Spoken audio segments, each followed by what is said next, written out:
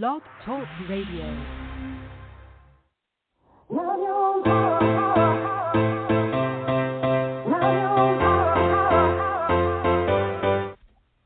Chatting with Nat is a podcast for independent women seeking to speak their truth and to break down barriers. We host honest conversations that help to guide and empower women. Speak your truth and set yourself free. Let your voice be heard. Hi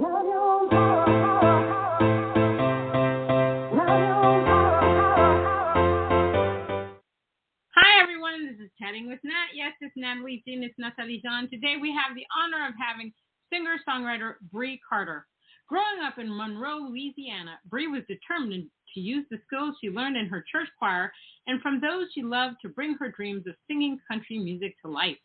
Brei has quickly established herself in the songwriters community as a smooth and sometimes edgy songstress who melds country, soul, and southern pop into one fused style. With a growing catalog of singles, this young singer-songwriter is a welcome addition to the emerging new styles of the country music community. Let's give her a round of applause.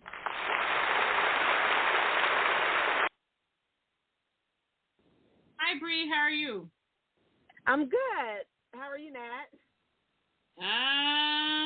Just hanging in a pandemic. trying to stay alive, trying to understand where we are in this world.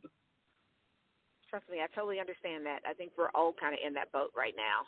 I mean, the uncertainty and just trying to weave through things and figure out how things are going to be going forward. Yeah, I don't know. Every day you wake up, it's like a new variant, moo, shoo, lulu. I don't know. I'm just, after a while, they'll be naming variants after all of us. It's just crazy. But how have you been doing this entire pandemic? Overall, I've been doing pretty good. I think the biggest thing is not really being able to spend time with your family and also losing loved ones and different people like that. So I think, unfortunately, this pandemic has caused a lot of us to be desensitized. Amen to that. Did you do any live streaming? I did some live streaming. I didn't do a whole lot because it just seemed like everything was completely shut down. So the dynamics of everything were just totally different. The great thing is that now I'm starting to do some live shows and some live streaming, so that's kind of helping and what have you. Yeah, live streaming was a great tool. I never used to do it until B Squared Management was like, okay, why don't you try this? And I was like, okay, let me try it. It was really interesting because there'd be times there would be a lot of people, and there would be a few. Then I'd be singing to myself, but then I take that as, a way of practicing my music. Because as I get older, my God, I can remember everything. I'll mash all my songs together. It's okay. Nobody knows. I'll throw in some words and just to see if anybody's paying attention. So that was an interesting thing, this live streaming. And it also gave us another avenue if anything else like this happens, or an additional avenue to be able to express ourselves in music. Now, I ask everyone this question. During the pandemic, obviously we had a year off, kind of, and time to self-reflect about, what they wanted to do with their lives. I have colleagues that decided that they were going to, take a step back from work. They said, I'm going to cut back on hours because they realized they weren't spending enough time with their family. Some colleagues quit their jobs. I actually read an article that there was a great percentage of people that quit their jobs because they wanted to do something that made them happy rather than looking for, the money. For sure. We see with climate change, the weather was just like, what? Mother Nature, the birds, the animals ran out into the street because nobody was there and in their world. And Mother Nature was like, oh, this is just lovely. It's sad that there's a pandemic, but we can breathe out here, y'all. So, an artist, like I was telling somebody else, one artist I know took all her music down. She wanted to rebrand everything.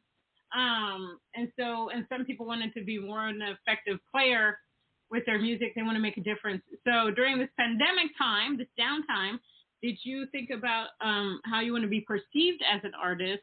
Did anything change? Did things just stay the same for you? Well, you know what? It's something you say that I heard about. I hear people always talking about, oh, we had all this downtime. Right. You can hone in on your craft a little bit more. Mm-hmm. Unfortunately, everyone didn't have that downtime, like being an essential worker too. Like music Right. is first and foremost in my love. But when the bills have to be paid, when you're not able to do shows and you're not able to be out there, it makes a huge difference because Right. you still have mortgages to pay. You still have to take care of your family. And although, you know, in a sense, work stops for a lot of people and the world is kind of at a standstill, so to speak, it was like, no, I think during this pandemic and other areas, I was forced to work even more. So that was kind of hard, you know, and I have friends that were like, oh, my goodness, I had a chance to do this. I got a chance Right. to write all these songs, and I got a chance to write and do those things. But for me, life didn't slow down. It just seemed like it picked up even more because just having responsibilities of helping your parents and family and close friends and what have you, when people depend on you, it's just like, okay, yeah, you guys get to take a break, but if I'm being, you know, real with myself, I can't afford to take a break because when all this is over, okay, and unfortunately people are dealing with it now with the eviction moratorium coming to an end, and some people still aren't working, and, you know, the unemployment benefits running out for many. So I had to, at that point, take a step back and take a huge leap forward to kind of do something else to kind of help supplement my income so then I would still be able to do my music, my love, and my heart. So it was just a little different for me. I think as an artist, I still have the same thoughts about myself. I wanted eventually someday I'd love to be a household name. I want to make a difference. I want to leave my footprint truly, and I know a lot of people truly say this. Being in the military in the past, I think that unfortunately there's a ton of vets out there. Once you sign on the dotted line, for good, for bad, for worse, for ugly, whatever, when you come back home, whether it's been war, whether you've done your time in, or whether you've gotten booted out, whatever the case may be, it's like there's nothing left for these people, and my heart just totally goes out, and it really melts. So as an artist, one of my platforms is going to be to kind of do something more for the veterans. So it's just amazing just to see how things are, and then just mental health. Just mental health is huge, especially with having to deal with this pandemic. You know, losing loved ones, not being able to see your family, not being able to see your friends. And I think one of the things that has just gotten to me the most with this pandemic is that as humans, we're individuals where touch is essential, where it's important. Where the hug has kind of gone away, the handshake, you know, the touch, and everyone's a six foot distance, and even more, and everyone's afraid of this, that, or the other.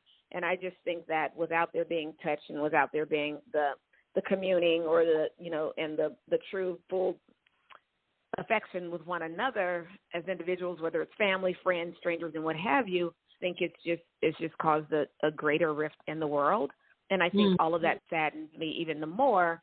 So I just want to, as an artist, I want to figure out what I can do to help bridge the gap with some of that, because music sees no colors. It sees there's no racial lines. There's no economic status or any of that. Music is music, and it's universal. So I think I still want to do something along those lines where I can make a difference.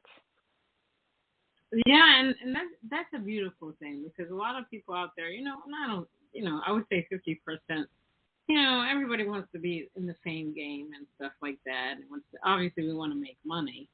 But I think it's more important when you can make a difference with your music somehow. And it doesn't have to be a social impact thing, but it can be, something about love or something about depression or whatever that really affects the person.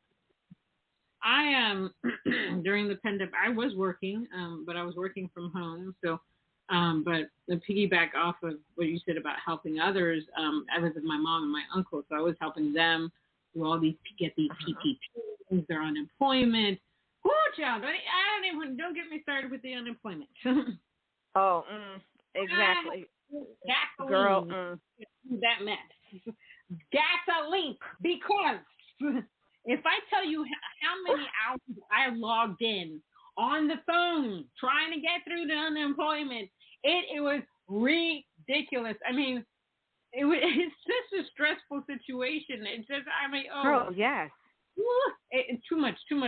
And yes, I agree with you about writing songs for the veterans. I wrote a song last year or the year before last about homeless veterans, and it's truly sad how we in America treat our veterans.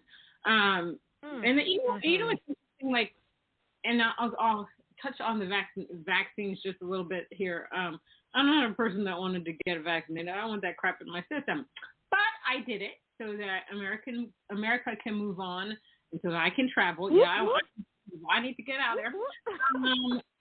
But it's funny to me how people will praise military people, and they say, yeah, these men, women, dogs, whatever, they go out and they save our lives, save our freedom and stuff like that. Yet these are the same people that are refusing to get vaccinated to save the freedom of Americans, to prevent Americans from dying in the United States. While I do understand why people don't want it, I didn't want it, still don't want it. For sure. But it's in my system. And I respect people not wanting it. But in order to move forward, because I'm tired of staying at home, I'm tired of wearing a mask, and I'm sure a lot of people are tired of a mask. Right. So I can't even breathe half the time. Sometimes I have the mask. I'm like, oh my goodness, I need to take a break. It's hot. And it's just like it's unbelievable. We need to move forward, and so while people praise others for sacrificing their lives, we too have to make some sacrifices for the people around us. I mean, how long can we stay like that? Amen. How long? Can I say amen? I heard. Can I say amen? I heard amen. That's my little tidbit on that. Now, how important is it for you to be an authentic artist? Just speak your. It's very. It's very, very, very important. And the reason that it's important, and let me say this, put it out there first. I'm not a saint. Girl, all of us have made mistakes. I've made probably my share and probably someone else's share of mistakes as well, growing up and just going through life and what have you. Mm-hmm. But it's very important to me because life, one, I just think it's so precious. And I only have, it's taken a long time, I'll be honest, for me to embrace and celebrate my quirkiness, my upbringing, how I am and what have you. And I can laugh at myself. I'm like, oh, I'm such a cornball, ha, ha, ha. And before I would have been kind of shying away from that or kind of, feeling a certain way. But you know what? It's me, and it's authentically me, and I'm not the cool cat, so to speak, or the super cool person. And I am a giver, and I'm a nurturer and all those things. And, and sometimes being burned, I'm like, okay, do I really want to be this person? But then because I do have a strong foundation in God and church and what have you growing up, and as an adult, it's my choice to continue to serve God because I do know without him, I wouldn't be here. So I do, I don't try to push my beliefs off on anybody. But as for, Scripture says, as for me and my house. Well, I can't speak for anyone else. As for me, I'm serving the Lord because I just wouldn't be here without him. So that's just so important for me. And with that being important, it doesn't mean that in reality I'm human. So I've made mistakes. I probably will make more mistakes. But I try to make sure that, and I wrote a message the other day because I'll get up in the morning, I'll pray, I'll meditate, and then I'll read a couple of scriptures, and I'm like, okay, Lord, what's the message? What do you want me to tell people today? And the message that was from yesterday was pretty much know who you are. And we need to know who we are, whose we are, who we belong to. And instead of us believing what maybe society has told us, or maybe someone said, oh, you're not good enough, you're nothing, whatever, don't believe all of that hype. Know who you are inside, true and true. And I just think once you realize that you are special, that you are important, there's no one else out there. And I heard a sermon this morning as I was in the shower getting ready and stuff like that to get out for the day. And it said, what, when you think about it, there are no two snowflakes that are the same. No 2 grains of salt are the same. No 2 grains of pepper are the same. Right. I am different. There's no one else out there like me. There may be similarities, but there's no one else that's me. And it's taken a long time, but girl, you know what? I'm happy to be me. And I kind of, it's, huh? Amen. Crazy. I kind of say, and I heard this from a friend years ago, but it's kind of my motto now. You hear people say, well, I'm just going along with the program, or I'm just such and such. My big thing now is go where you're celebrated. Be where you're celebrated with the people, what have you, where you're celebrated and not tolerated. I don't want somebody just to tolerate. Screw that. Amen. I want to be celebrated because I'm going to celebrate you and everyone that's in my world and everyone's, unique difference. I agree with you 100%. What was it about the music business that made you say, whoa, this is me, I've got to do this? Is it something that you heard? Is it something that you saw? Gave you that, it just gave you that signal that this is what you're supposed to be doing. You know what? Growing up in the church, so I grew up in the church choir, being from Louisiana originally. All my aunts, our church, Lone Star Missionary Baptist Church, it's still there. Everyone in the family, all of my mom's siblings, everyone was in the choir. My grandmother was in the choir. My grandfather could sing, but he wasn't in the choir. He was a deacon. He was on the deacon board. And cousins that could sing, I never really found my voice as I was getting older. But when I take a step back, when I lived, and my story also was kind of like from the bayou to the bay, and then back to the bayou. So lived in Louisiana, moved to the West Coast, L.A., San Francisco, was also in Oregon for a while. And then parents, unfortunately, divorced, separated, and then my mom and I moved back, down south, back to Louisiana. So that's why I kind of say from the bayou to the bay and back to the bayou. So with saying that, just the upbringing and the things that I've seen, I just think it's just made a huge difference. Okay. Yeah, I mean, let me tell you, music is a beautiful thing. Music is such a beautiful thing. You know what? So music, when I say it's universal, so I listen to all types of music growing up. But the other thing, I have people in my family that were like distant cousins that my mom and my aunts that they knew growing up. Because I remember being a little girl and my mom, like Melvin, and he went by the name of Blue of the Temptations. That was my mom's, I think, her second cousin or something. Okay. So when we lived in California, my mom used to always go to the Temptations, she'd go to concerts, all this stuff, and they all used to keep in touch. So it was just amazing, with his deep baritone voice, and amazing. And then other people in the Detroit area on my grandma's side that were in the music industry, I think it was just something. And my mom always had a beautiful voice, and she'd sing. And sometimes I'm like, okay, Mom, you're singing enough. But in being true to myself, I love to hear her sing and my aunts and everyone else, but I didn't find my niche in it, so I kind of strayed away. I do dance, I do public speaking, but then when my biological father passed away, it was just like, you're supposed to do this, because it was always something itching in me. Because I even said it when I was in college. They were like, if you could do anything, what would it be? It was always something like I would be an actress, thought about being a lawyer at some point in time. But then I said, no, I'd love to be a country singer. And it brings me back to that time when I was like 7 years old living in San Francisco, when fear was not part of my vocabulary. And I just didn't care, because as little kids, we do things more unafraid and we take chances and what have you. I remember being on stage, girl, singing Gloria Gaynor, I Will Survive.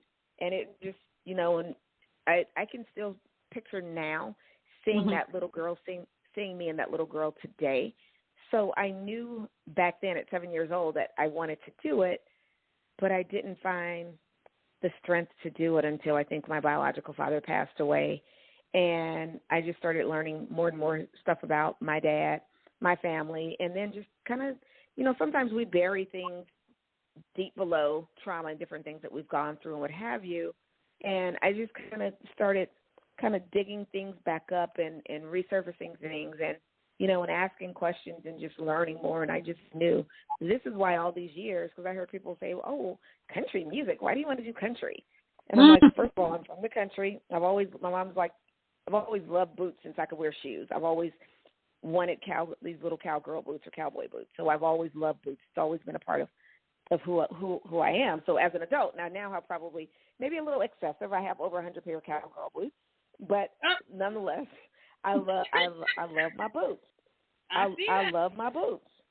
So it's just amazing. So I think it's always been there. And then as of late, people are like, why country? Why country? And I'm like, it's not that I chose country. Country is in me. It's in my veins. It's in my blood. It's who I am. So I have to be true to who I am and not stray away to what society thinks I should be in neo soul, R&B, or jazz or blues and all these other things. I have to be what's true to myself and what's inside of me. So it's country music. So, yeah, so here I am today, and I've quit corporate America to do music full time. Things have gotten really expensive because as an entrepreneur, it takes money to make money and to pour into myself, because I've just made a lot of sacrifices for friends and family in my life. I do music now for me and to be able to give back to others. So now, and I've never been a selfish person, but when it comes to my music, I've chosen to be selfish once in my life. But hey, you know what? You invest and do so much for everyone else. You know what? This is about you right now. And you know what? If you don't do it for you, honestly, no one else is going to do it. It goes back to what we were talking about. Love. When you love. We need more love. In the pandemic, wrote a song called Breakout Love. So I think love is important. But at the same time, if you're not loving on yourself, you can't expect anyone else to love and embrace you too. Amen. That's kind of where I am. Appreciate loving. It's true. I always say that. You know, I post these inspirational quotes every single day. And during a week, I was posting about loving yourself. If you can't love yourself, don't expect anybody else to love you, because it comes from you first. Comes from right. The same way with music. If you don't love the music you're putting out there, don't expect anybody to love it too, because it's the energy that you're putting in music. You listen. I tell people, if you can't listen to your song on repeat for 100 times, don't put it out. I can do that. Right. I can listen to all my music all the time. Girl, right. Me too. Look. And I'll tell my music. everybody else dance to it. I'm like, oh, I want to hear that. Yeah. Oh, look, I'll listen to YouTube videos. I said, oh, Natalie, you did your thing. Yes, I talked to the TV. And I say, yeah, Natalie. Right. Yes, it's okay to uplift yourself. No, I agree with you 100%. Now, let's talk about country music.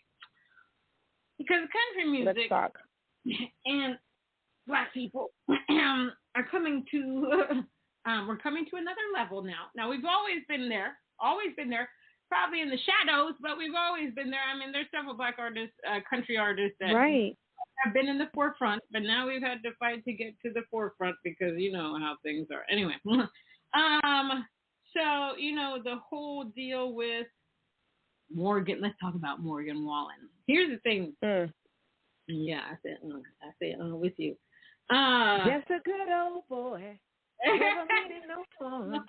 Just a good old boy, never meaning no harm. That song comes up. When that whole, I didn't even know who he was, to be honest with you. And when the whole thing happened, you know, I went on Instagram and I saw this woman talking apparently with his sister, Ashlyn Wallen. And I made a comment on something that somebody said, and then she came back and she said something to me, and then we private messaged, and we had this long conversation to the point we ended up exchanging emails, and we were supposed to work on this project, but she's been busy and I've been busy. So I gave her a certain point of view of things, because the people who are on her page are becoming very nasty on both sides. And I don't use that word. It is the base. I don't use it either. Resistance.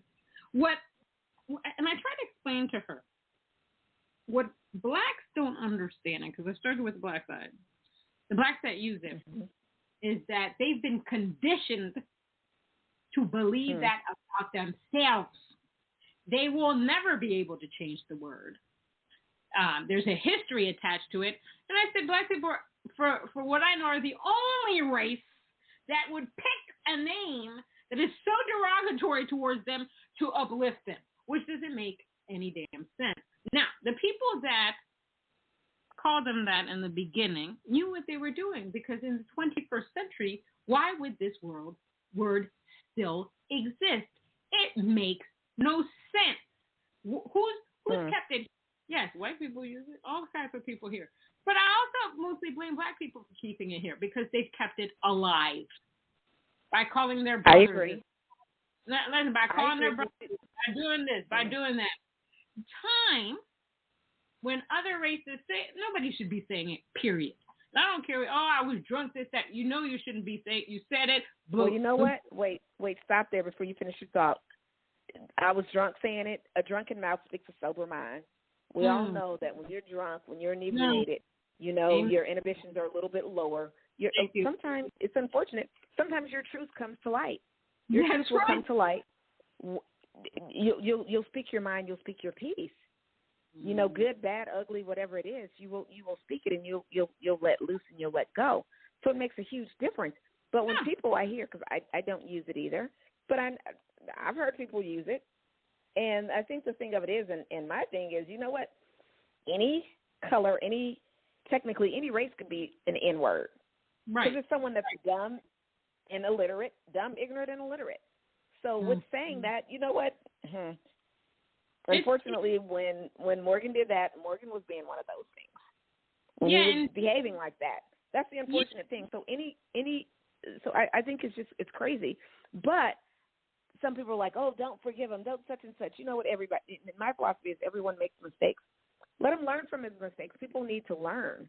What are people doing so then they're more aware of their situation? Do they go back behind closed doors and act like this didn't happen, and, oh, yeah, he did it?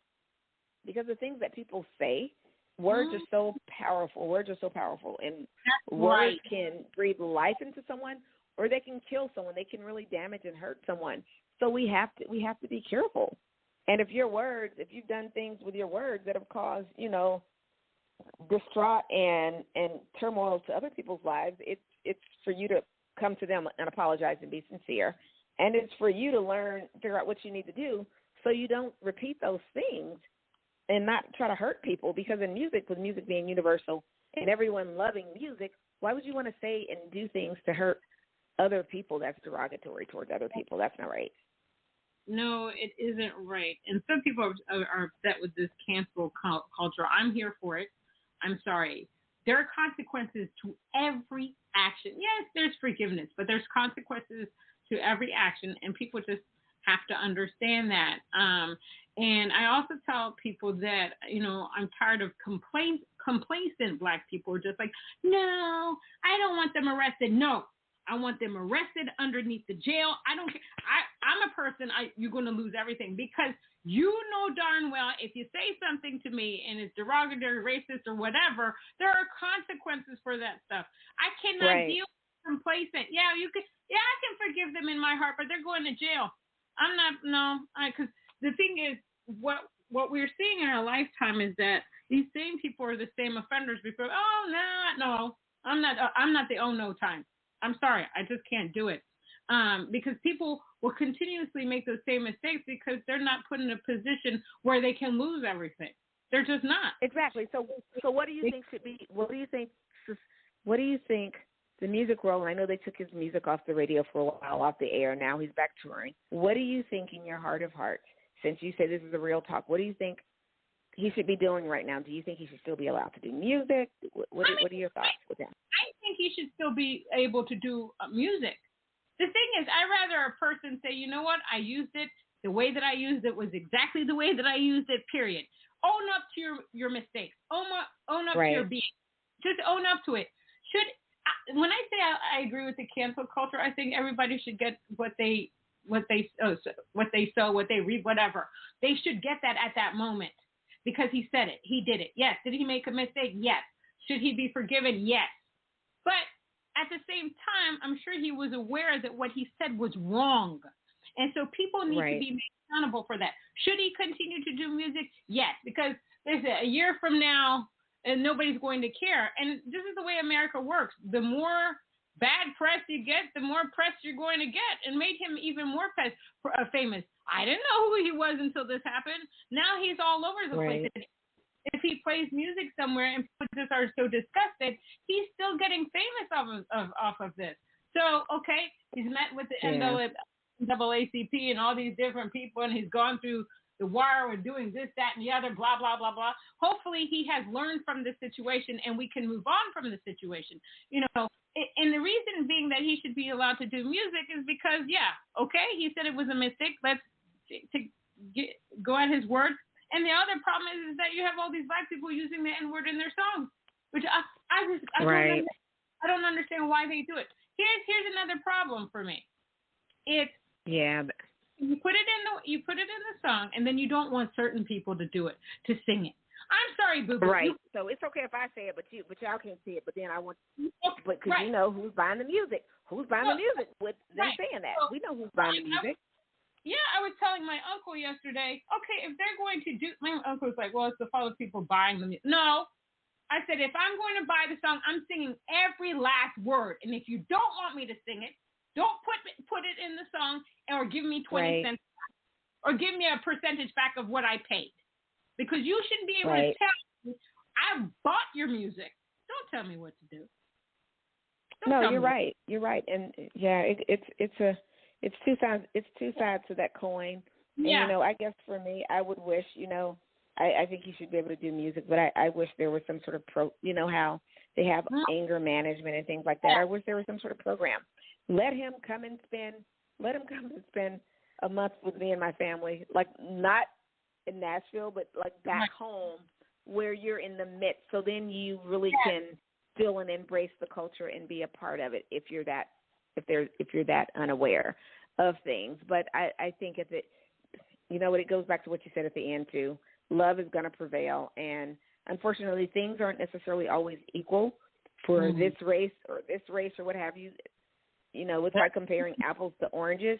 So I think you have to move on. If you want things to be better for this set of people, you got to move on and let this be better for this person. So unfortunately, it becomes a give and take. But how they have, like I said, they have anger management and all these other courses.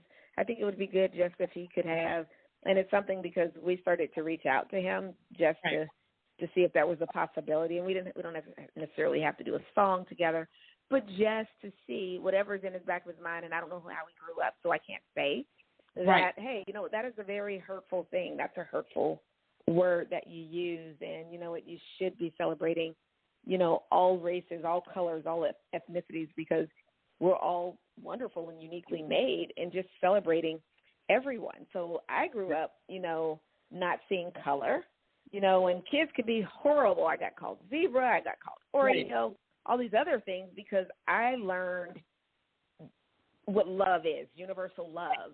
Love is not the color of someone's skin, and I remember growing up, my grandma was like, you know what, baby, she's just like, sometimes, and it's real, as an adult, I see it. Sometimes your own people are worse than than your own, then your own blood could be worse to you than a stranger or something. So you base it on how people treat you, not by the color of someone's skin. Just because someone is black or someone's brown or whatever the case, and their skin looks like yours, it doesn't mean that they're going to be down for you or have your best intentions, at heart. So you have to look at how people are treating you. So I look at that, and my grandma was just like, whatever you do, be the best person. And I think just my foundation, it's like you can, and I tell people, hey, when you're mad or you're dealing with whatever, you have to guard your words, because when those words go out there, baby, you put them out in the ether, and that's what they are. And now you're backpedaling, you're trying to apologize, but the words that you've spoken have done so much damage to other people. So now you got to do damage control, and now you got to make up and try to get that trust back. And sometimes people get it back, and sometimes people will never get it back. So it's just something. Now, how do you feel about Black people in general in the country music scene? Do you think that we're on the rise? Do you think we're in the back? Or do you think we're in the middle? I follow Reese Palmer, and she started a Color Me Country Foundation organization, which has been great. But where do you see Blacks in the country music scene? Because I think it's still somewhat of an uphill battle. Girl, I personally think it still is an uphill battle. The sad thing is that, unfortunately, people that love country music think that Blacks may not belong in that genre of music or whatever. But the banjo, the history of the banjo from Africa and all these things, when you look at the instrumentation, when you look at the storytelling, you look at the soul that's embedded down in the roots of what country music is, you can't deny Blacks being a part of it. Right. I think Blacks are slightly on the rise. There are a ton of Blacks that are going for it right now, which I think is great. Go for it, your passion, your dream, and what have you. But I think we're not to the mountain, as they say, we're not to the mountaintop yet. It still is an uphill battle. I think that maybe some people are, and this guy actually had a conversation with me the other day, And he was just like, I think it's great. They have all these black people. Every time you turn around, all these black people that are putting out country music, they're doing this, that, the other. And I think it's really great. But at the same time, he made the statement that I think labels are picking, okay, I got one. I got two over here. Okay, I got one here. Okay, I got my one and what have you. So I think the floodgates still aren't open. I think there's still a lot of work to do. I think that, all black artists out there just continue to, hopefully people are doing it for the right reasons. Right. Unfortunately, I think some people aren't doing it for the right reasons. I think some people think that, hey, this is a great opportunity since there aren't blacks there. Let me go and hop on the bandwagon. So I think that makes a difference for the people that it's their passion and it's their life. It's who they are. I think that they just got to stay true to their faith, stay true to their craft. And I think, hopefully in this lifetime, the doors will open for them, even for myself. It's a struggle, but I refuse to give up because I know that it's something inside of me, and I'm supposed to do it. And just my upbringing, how I am, with saying, hey, this is music. There's no color. This is my life. I don't see color. I see people, individuals, how they treat me, how they respond. I just think those things are so much more important. I just think that we also, in my own opinion, that we still have more work to do. But I'm happy to see that more and more black people are getting involved in country music. It is their passion. And I think I would probably like to see just more unity because we are the minority, and we are the minority in country music. And it just seems like maybe there's not as much unity or what have you. And, we're all trying to get it, but I don't know, it's just something about there's unity and there's power in numbers, and working together and standing together that it can make a difference. And celebrating every country artist, their own unique individuality, because we're all different. I heard someone say, oh, well, wait a minute, are you jealous of this person? They sing a little better. Or what about this person? They're doing this. You know what? I'm in my own lane. I don't have time to worry about this person or that person's doing. I have to worry about myself and honing on my skill, my craft, my instrument, my voice, and just getting better. I'm not worried about what this or that one's doing. I just want to be the best that I can be and just break barriers in my lane and what I'm supposed to be doing. Amen to that. Now we're going to play your song, Kiss an Angel Good Morning. Tell us what that's about. Oh, Kiss an Angel Good Morning. Oh, my goodness. When I redid this song less than a year ago, I was super psyched about it because my dad used to sing it when I was a little girl. Growing up in Oregon around the house, Kiss an Angel Good Morning, he used to sing all the Charlie Pride songs, Mr. Charlie Pride songs. And I was just hoping, I knew I wanted to remake one of his songs because he was just very influential in country music for black artists. He broke barriers and what have you. So I was super psyched about doing it. And then I was hoping that someday I'm like, okay, I'm going to do this song. I'm going to put it out. Someday Mr. Charlie Pride is going to hear it. And then he's going to want to perform the song with me. Lo and behold, unfortunately, by the time it gotten mixed and mastered, unfortunately, he passed away due to COVID. So it's just like, okay, those childhood dreams and all of those dreams are kind of shattered and what have you. But it's a tribute and it's a rendition to him. But I've just made it just a little bit more modern, and I've used my own voicing, so it's me. But it is truly a tribute to the late great Mr. Charlie Pride. Kiss an Angel Good Morning. All right, let's play it.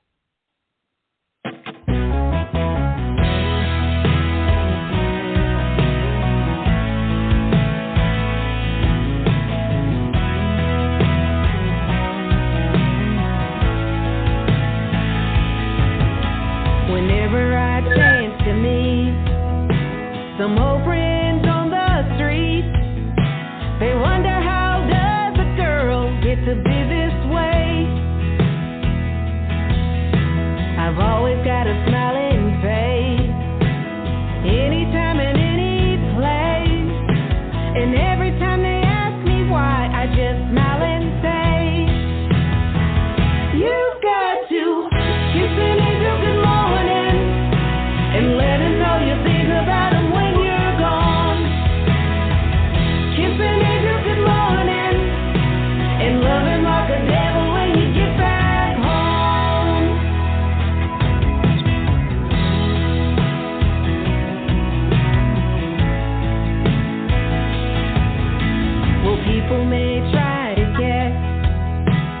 secret of happiness, but some of them never learn. It's a simple thing.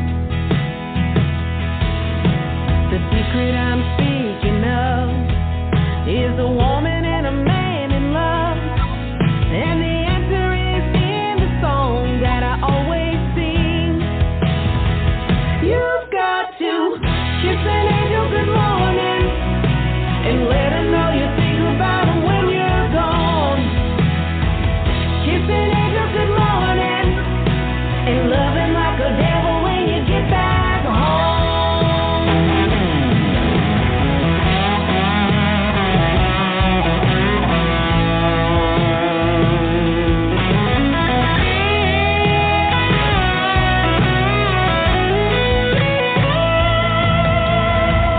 Kiss an angel good morning, love him like a devil. Kiss an angel good morning and let him know you think about him when you're gone. Kiss an angel good morning and love him like a devil when you get back home.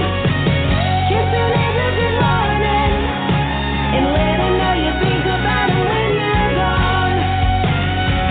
Kiss an angel good morning and love him like a devil when you get back home. Kiss an angel, kiss an angel. Kiss an angel,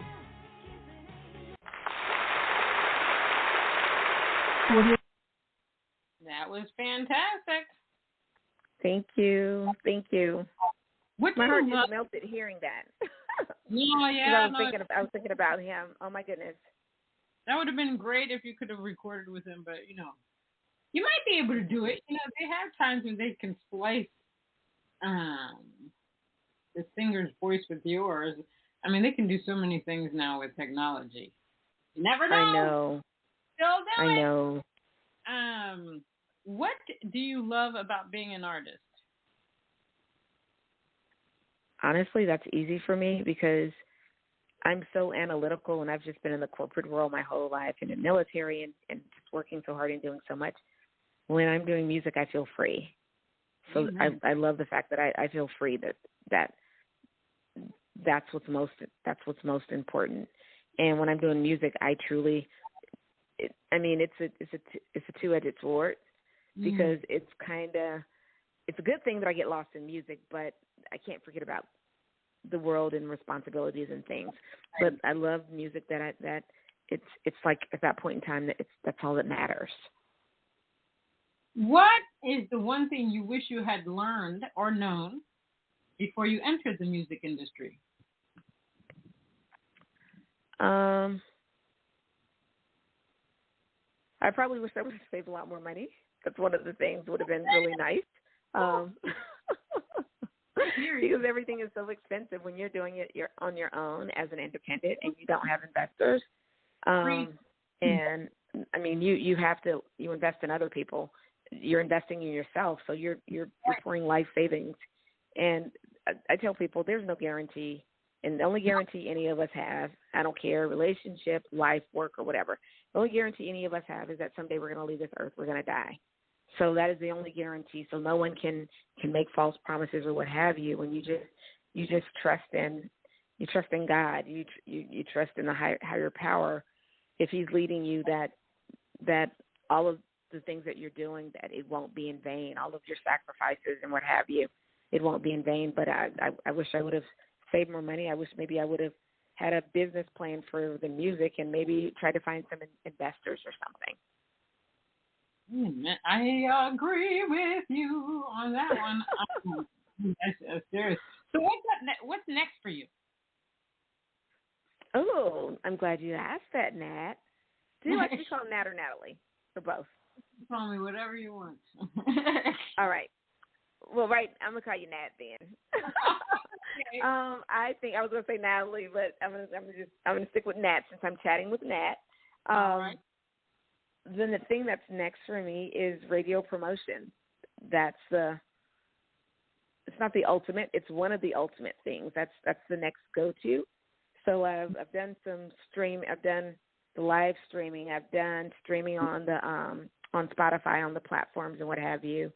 I'm trying to work my TikTok. The other thing, I got to work my TikTok. So y'all please go follow me on TikTok, Brei Carter 1, BREICRTER 1.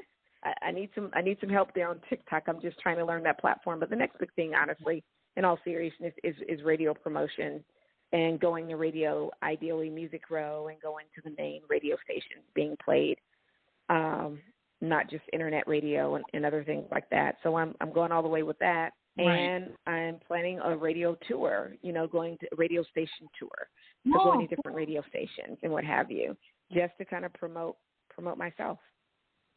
That's really good. Have you ever thought about using Play MPE or CDX Nashville for your radio promotion? Girl, get out my head. So I'm now, by the grace of God, I guess I can, let me give them kudos and press. So I've done with Steam Whistle Records, I've done CDX before. So now with grassroots promotions or grassroots productions or media out of Nashville, we are now, we're going to do Play MPE. I have a great publicist, Mr. Jason Ashcraft, what have you. So through him and his support and working with grassroots, we're going that route. So we're going all the way now. So now we're gonna, as they say, how you play the minor leagues. Mm-hmm. I think now I'm trying to make my way to the major leagues now. I'm trying to play with the big boys and girls, so to speak. And you can do it. You can do it. I've used both Play MPE and CDX Nashville on several of my songs. But you're right. You definitely need to have a budget to be able to do all that. And as for TikTok, let me tell you, I did a seminar this past pandemic last year, and they were saying how you need to do 5 videos a day. Who has time to do 5 videos a day? I haven't done one in a while. I need to do one too. But what they said is that the videos that are most popular are the authentic ones. They say people gravitate to real people. So I think that's fantastic. I have a friend that she manages her son, and they actually take 3 hours, I think, a day just to do TikTok videos. And by doing that, wow, he got 30,000 followers. And I said, good for you. Natalie, Nat, let us time to do 5 videos a day, trying to come up with stuff to say. I mean, I have me and my music. I also have my kittens on there. For now, they're 1 year old now, but doing stuff, and I forced my mom to get on there with me when the pandemic started. We're doing this. So yeah, no, I completely understand you when it comes to TikTok. I really didn't want to do TikTok until Birdie from B Squared was like, Natalie, you need to get on there, blah blah. And I was like, well, right, we have to do it. Yeah, it's annoying.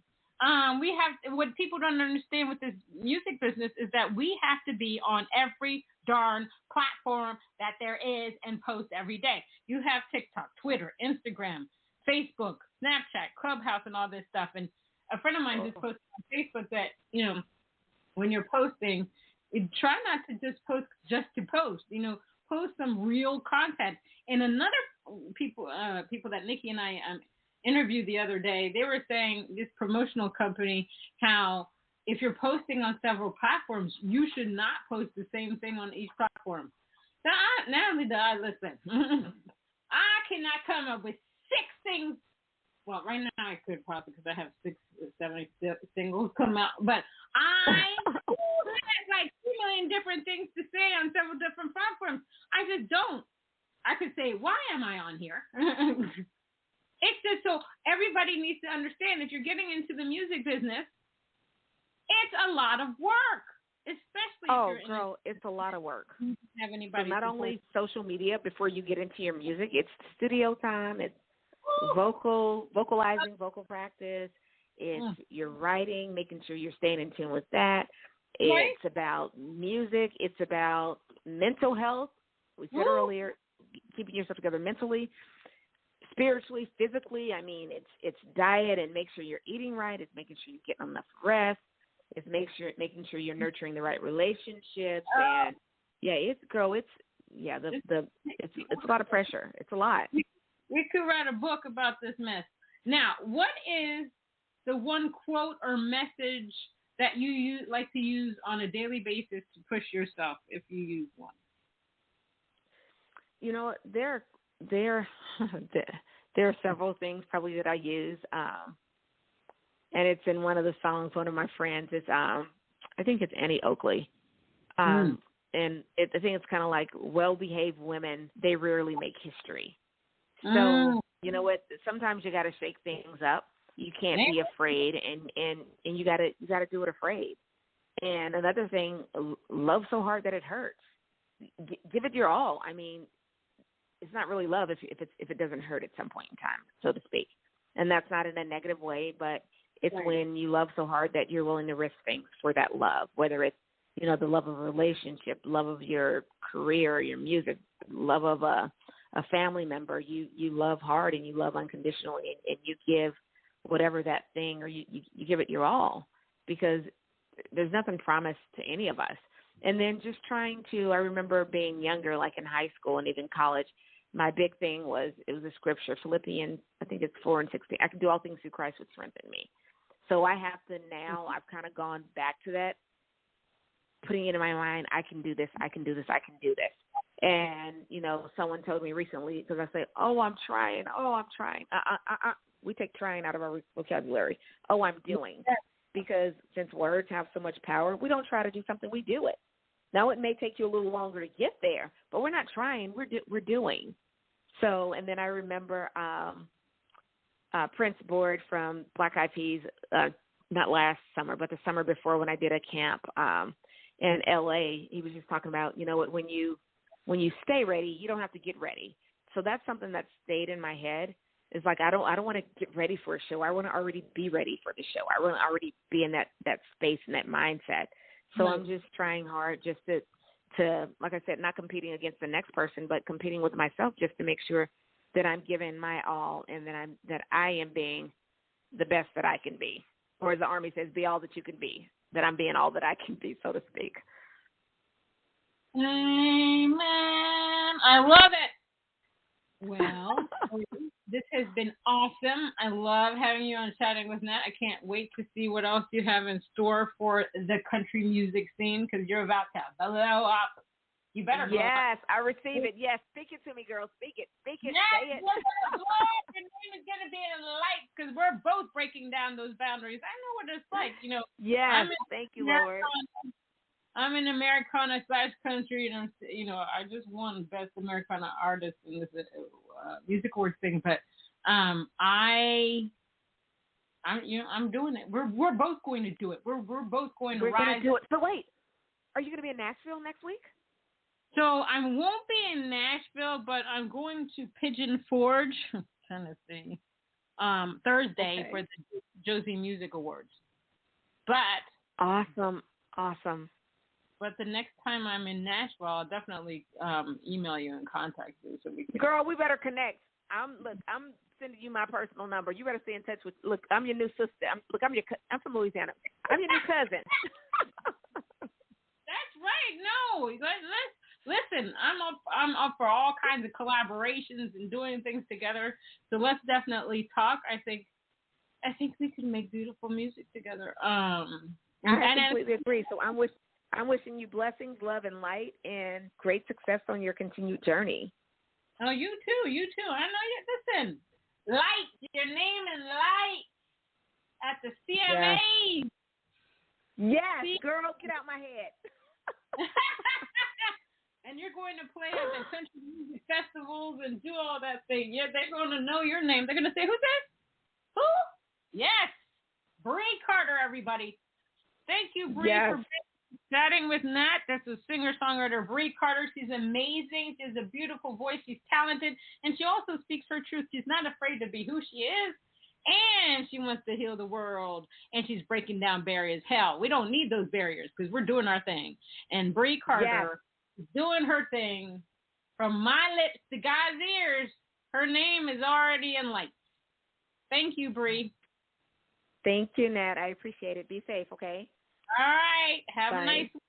This is singer-songwriter Brei Carter. Follow her, Google her, just get to know her. Until next time on Chatting with Nat.